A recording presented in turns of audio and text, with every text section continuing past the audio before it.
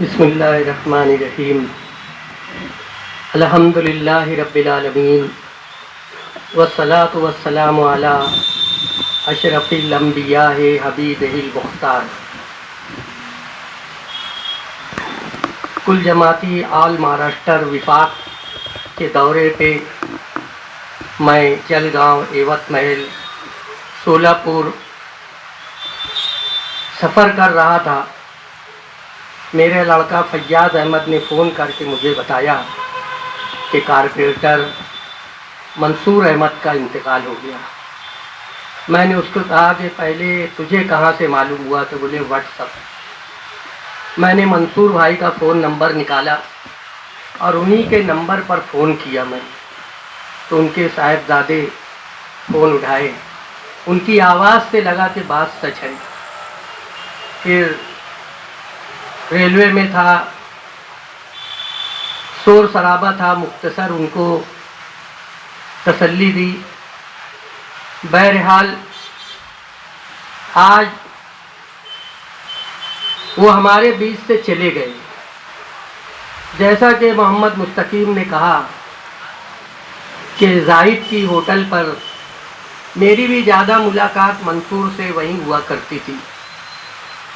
मुझे याद है, मैं बहुत छोटा था, ये लोग कमालपुरे में रहते थे।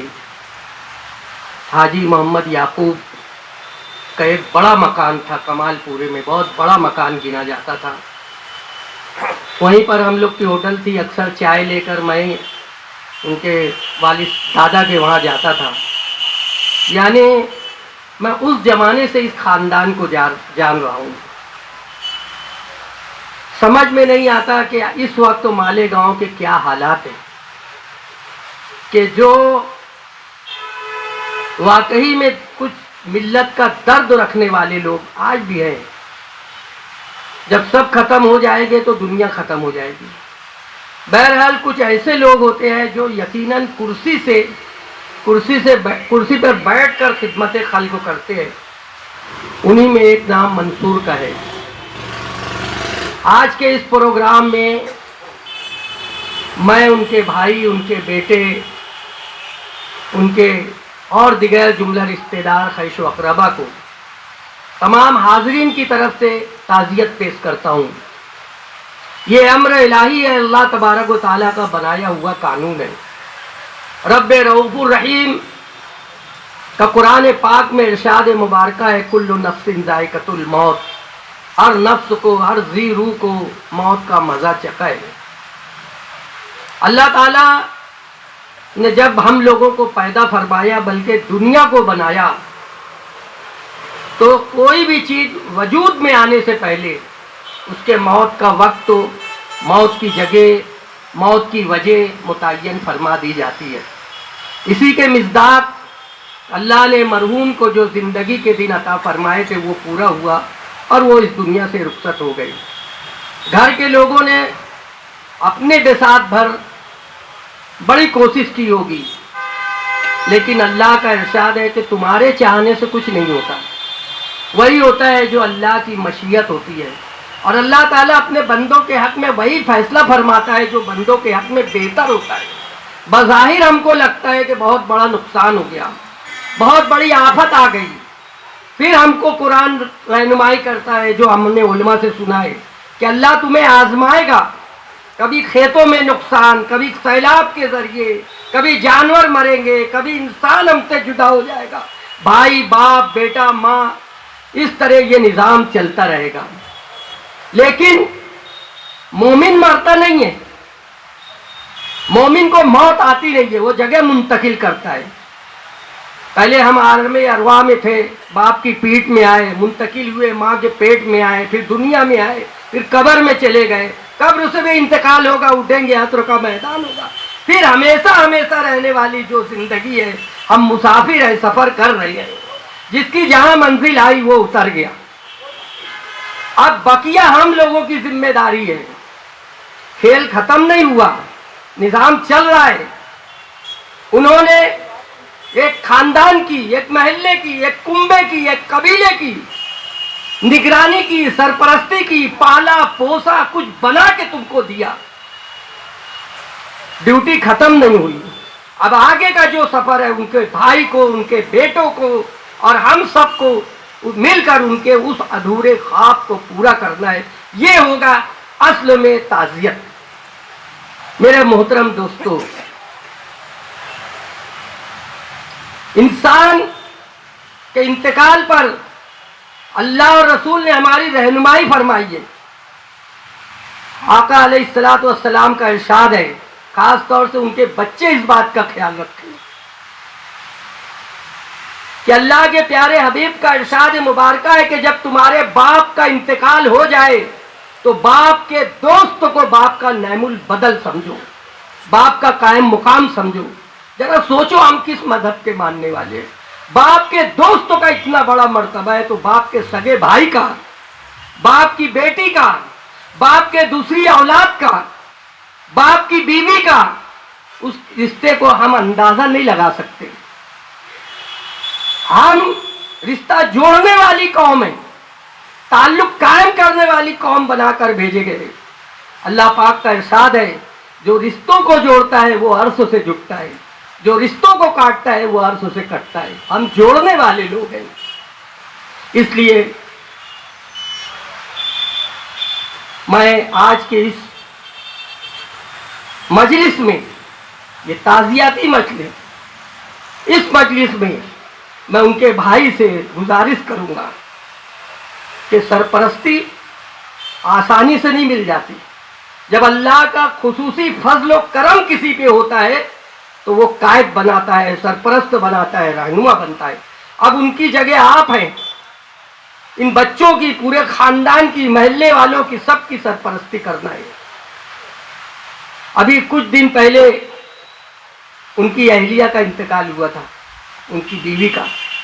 उस वक्त तो आयशा नगर कब्रिस्तान के उसमें मैं तसल्ली दिया था।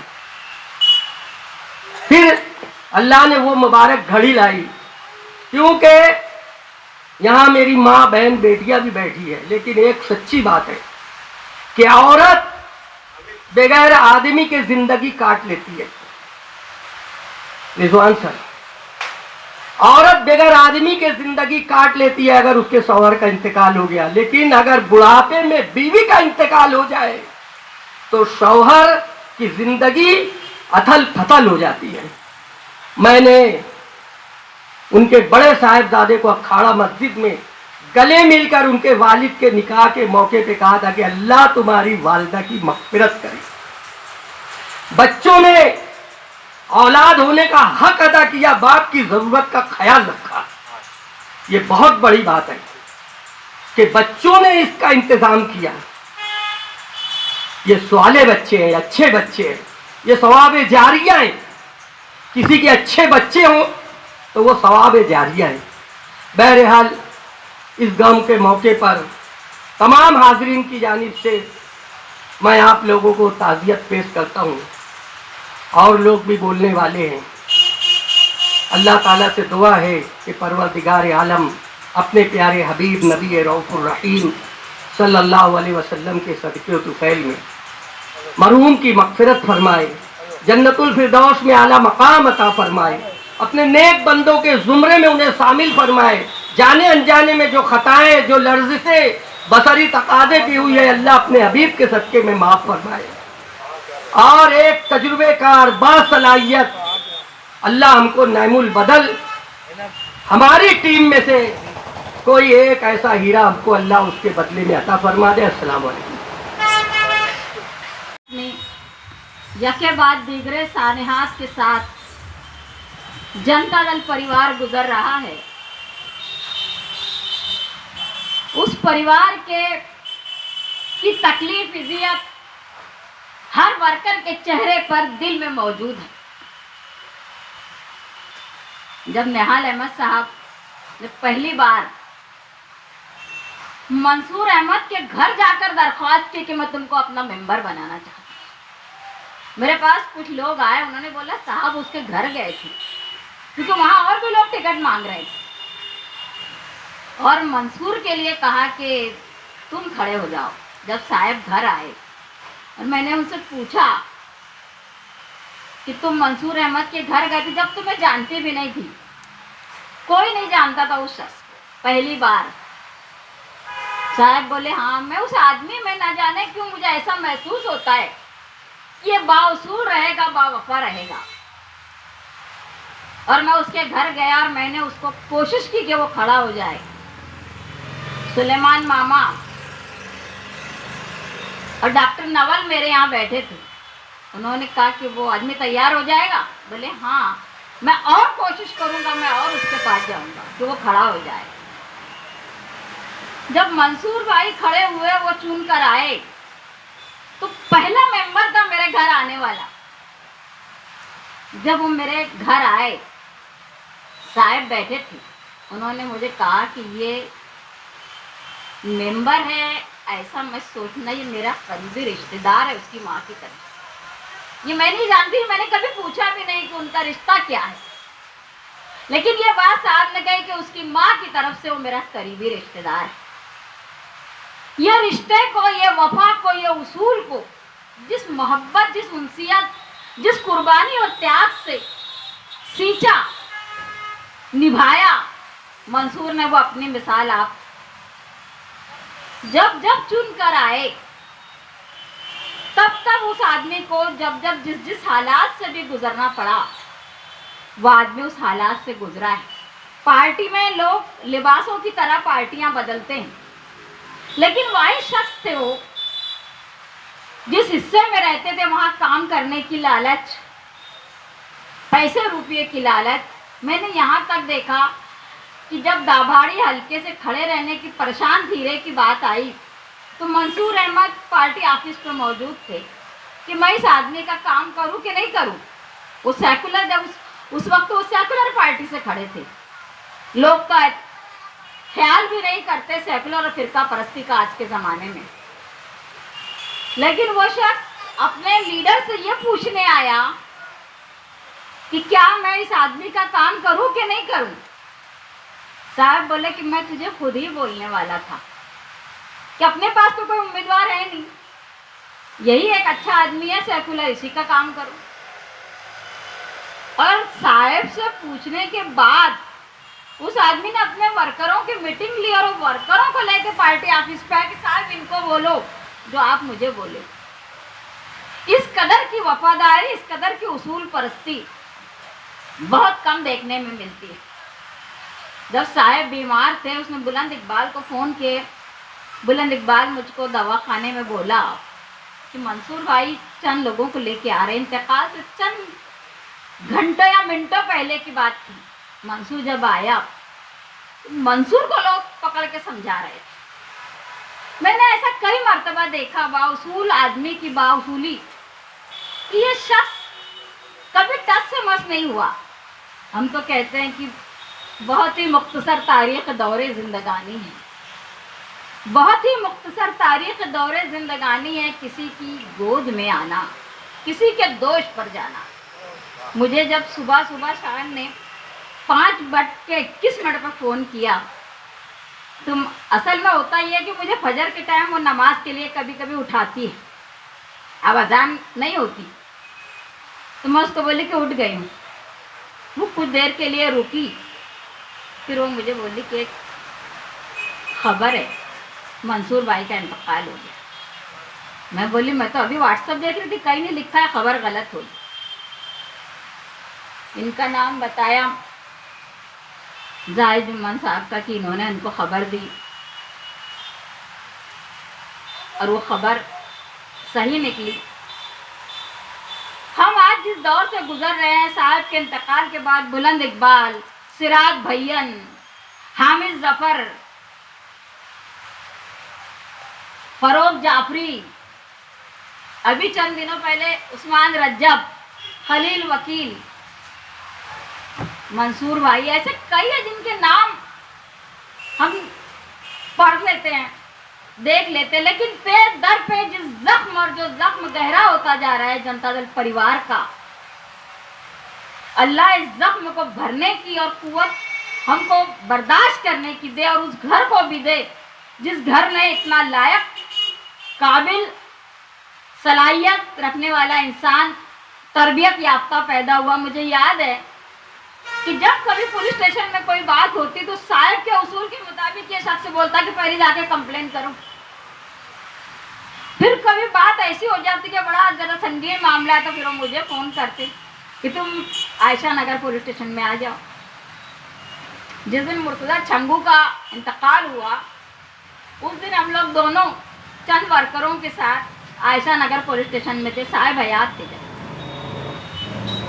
और वो कोशिश ये थी मंसूर भाई के पहले दोनों को समझा दे। फारूक शाह के साथ की लड़ाई तो उस वक्त उनकी वालदा मेंबर थी।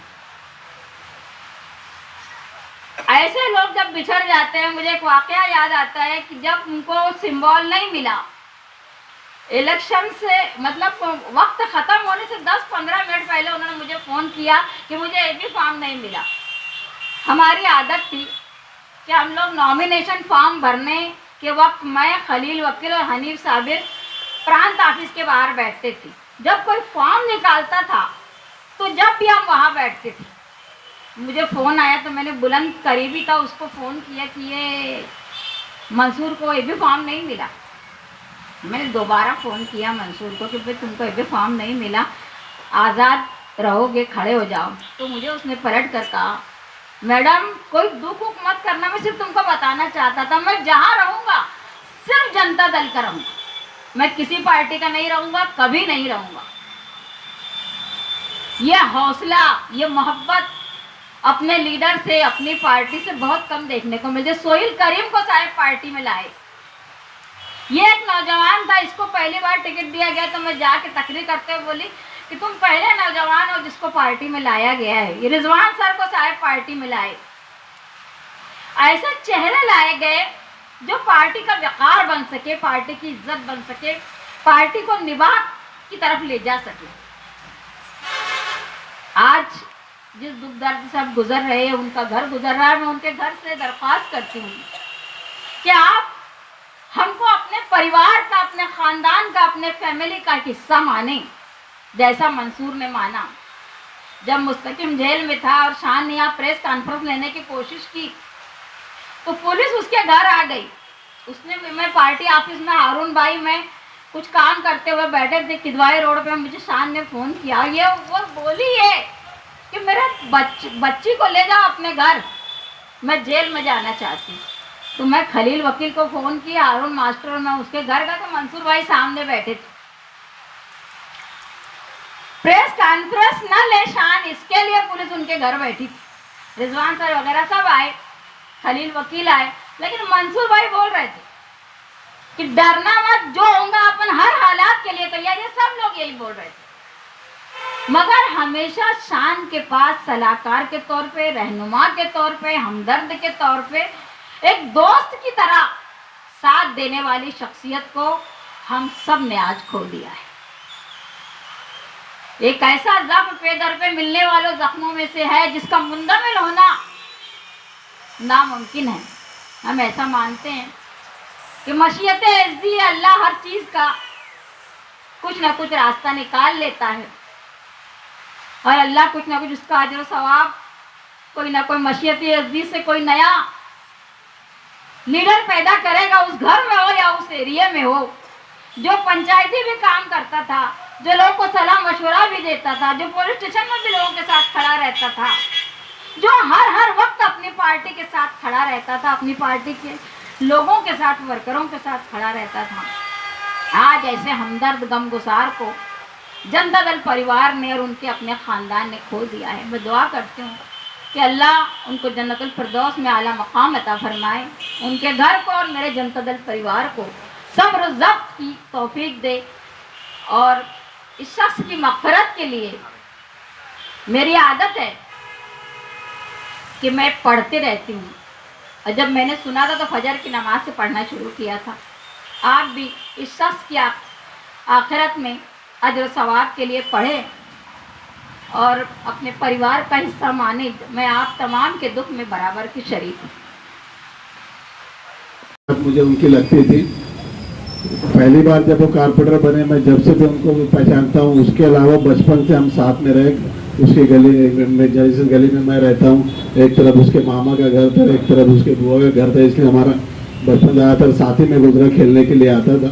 मगर जब से वो कारपोरेटर बना 2002 से, जनता दल की तरह के निहाल साहब की रहनुमाई में जो सीट्स आई थी उसके अंदर मंसूर भाई भी थे, उस दिन से आज तक कभी वो उसूल से हटे नहीं। हमेशा से जो पार्टी का उसूल रहा है, जो निहाल साहब की गाइडलाइन है, हमेशा से उस पर चलते आए।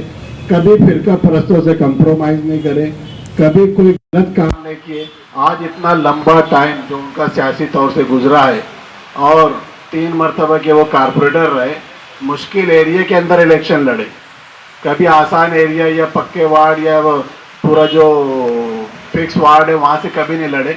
जहाँ से पार्टी ने उनको दिया वहाँ से टिकट लिया और लड़े। और हर मर्तबा मंसूर भाई को बोला गया कि आप इलेक्शन लड़ो।